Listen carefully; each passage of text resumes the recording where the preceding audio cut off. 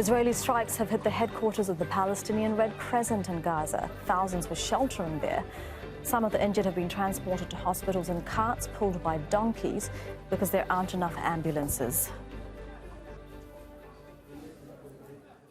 Nebal Farsakh is the Media and Communications Officer of the Palestine Red Crescent Society, and she's joining us live from Ramallah in the occupied West Bank.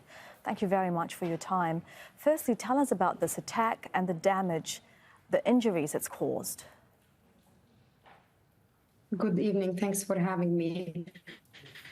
This morning, the Palestine Red Crescent was targeted with an artillery shelling the upper floors, and unfortunately, it has led to a number of injuries among the internally displaced people who were taken shelter inside our facility. And it has led also to the damage of the only communication tool for our ambulances, which is the VHF waves, which is the only communication available for the ambulance teams to communicate with each others, since there is a communication blackout in the area of Khan Yunis, and this is absolutely is hindering the work of our ambulances in Gaza. Are your ambulances able to communicate with each other now?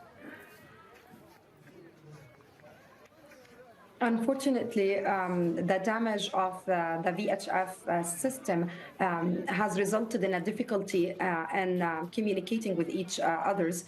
They are now facing great difficulties. It wasn't completely damaged, but partially damaged, which absolutely hindering their work in communicating with each others. And this is obviously, it's not the first attack against the Palestine Red Crescent. We have already our hospital in in Gaza City, Al-Quds Hospital, have been also damaged because of Israeli targeting.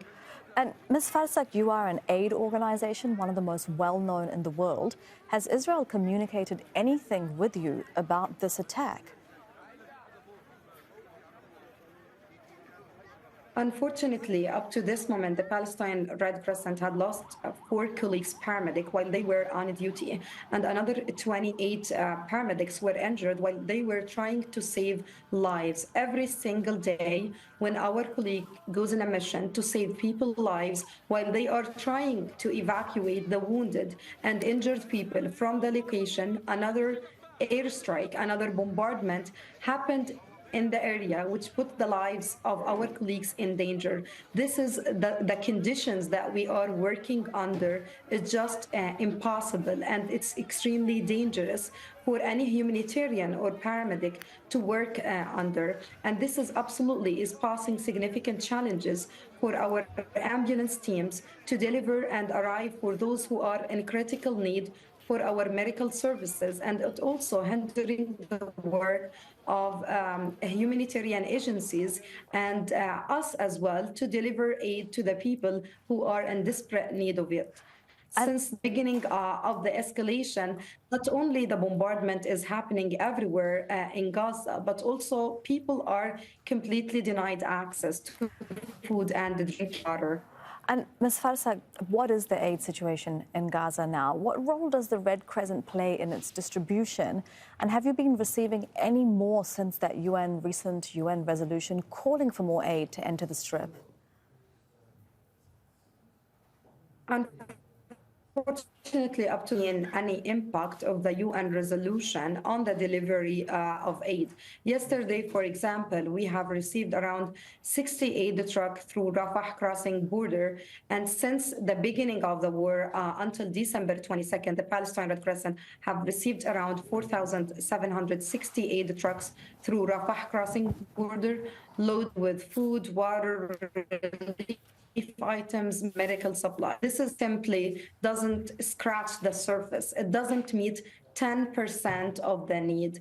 The humanitarian suffering on the ground is just unprecedented, with the entire population hungry. They all are lacking food, drinking water, as well as medicine. Over 9 100,000 children now at the risk of dehydration, starvation, anemia, as well as the infectious diseases and many other diseases because they are completely overcrowded in these shelters. Yeah. 50,000 women are in shelters, lacking food, water, medical care as well.